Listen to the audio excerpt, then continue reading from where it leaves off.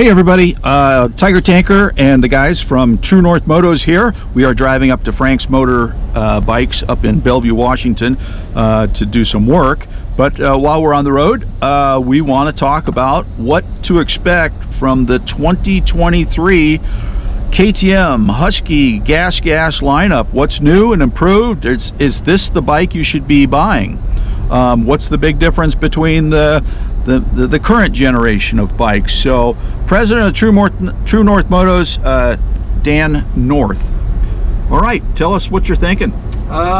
So kind of a backlog on how KTM, now Husky does things is about every 3 to 4 years they completely re-engineer their bikes.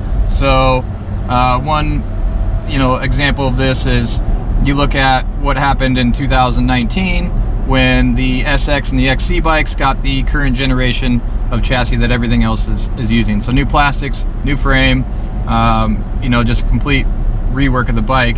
And you see that first in the factory models. So now a new bike has come out, 2022, the 450 factory edition and the 2022 250 factory edition is an all new frame. It's got a new swing arm, new rear shock that is shorter, different foot pegs.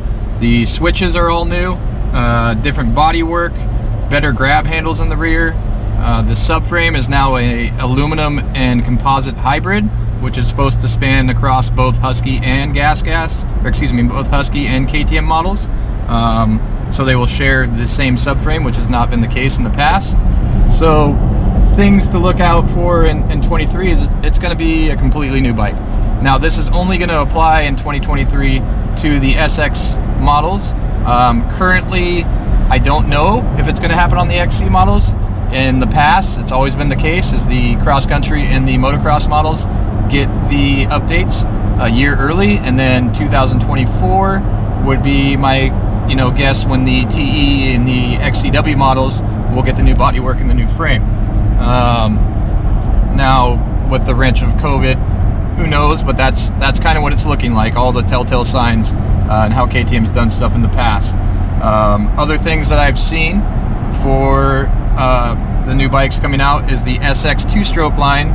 Looks like it is now going to be fuel injected, but it does not have an oil tank. So you will pre-mix the fuel, and the spy photos and stuff we've seen from them testing them show an electronic power valve, which will allow you to tune the bike with tunes on the ECU.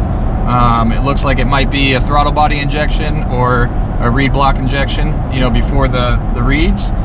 So a completely different design than the current TPI stuff. So super excited to see this stuff come out and see how it works, and how companies like Two Stroke Performance and these guys can tune these bikes and how they perform.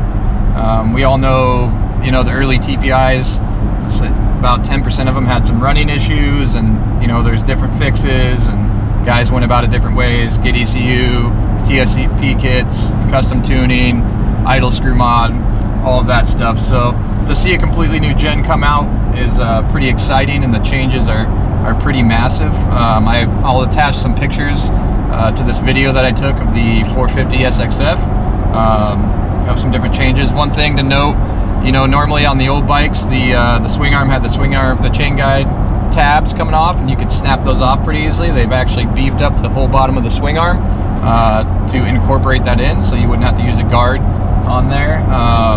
So just they've definitely taken notes over the past few years and updated and changed things. So very excited to see the new lineup come out. So that you discussed quite a bit about the engine and performance characteristics of the 2-strokes. Do you see anything being changed with the 4-strokes?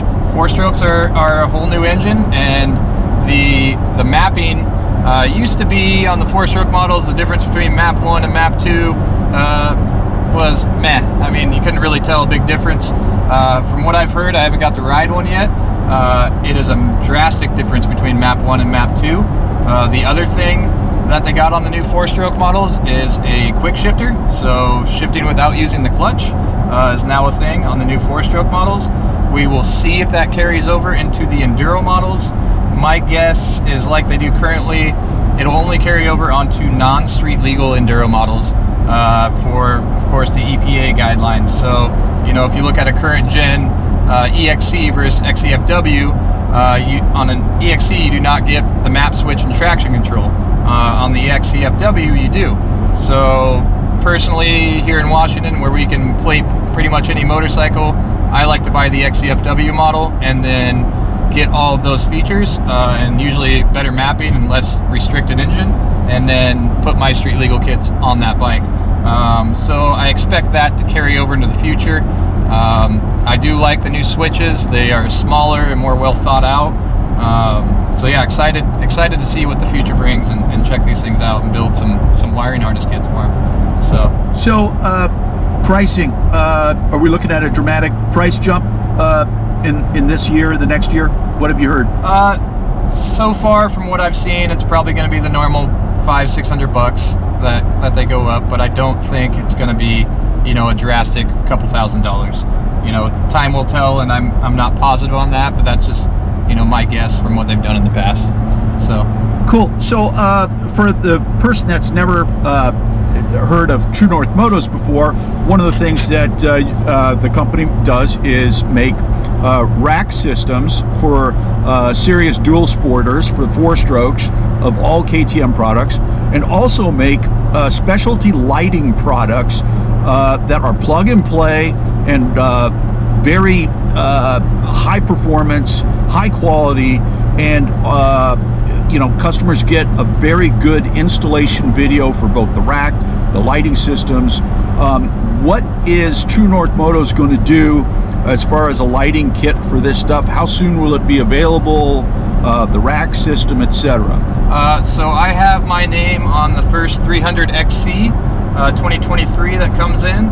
I am hoping that KTM sticks to their past ways of doing things, and the XC is the all-new bike with a new injection system, new frame.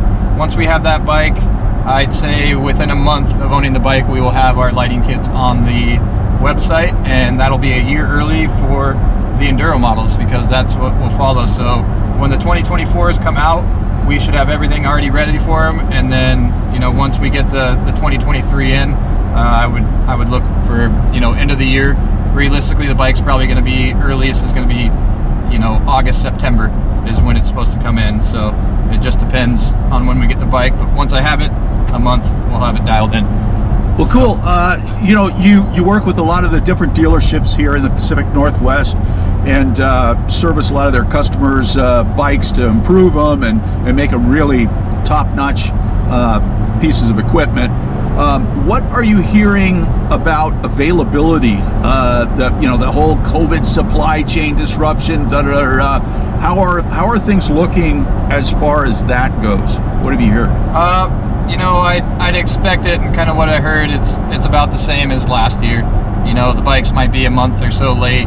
It's not going to be as bad as, you know, 2020 models coming out where people were 4 or 5 months behind. I think they've kind of caught up on things. So, you know, I'd expect bikes to get here within a month of when they normally do. You Cool. know, East Coast gets them first, West Coast gets them second. Nice. But Nice. no, I think availability is not going to be an issue. Well, good. Hey, look, we'll be posting up more videos about the new bikes as they come out, but we wanted to kind of get ahead of the curve here. If you have any questions, feel free and put some comments here on the video. Thanks a lot. All right, thanks.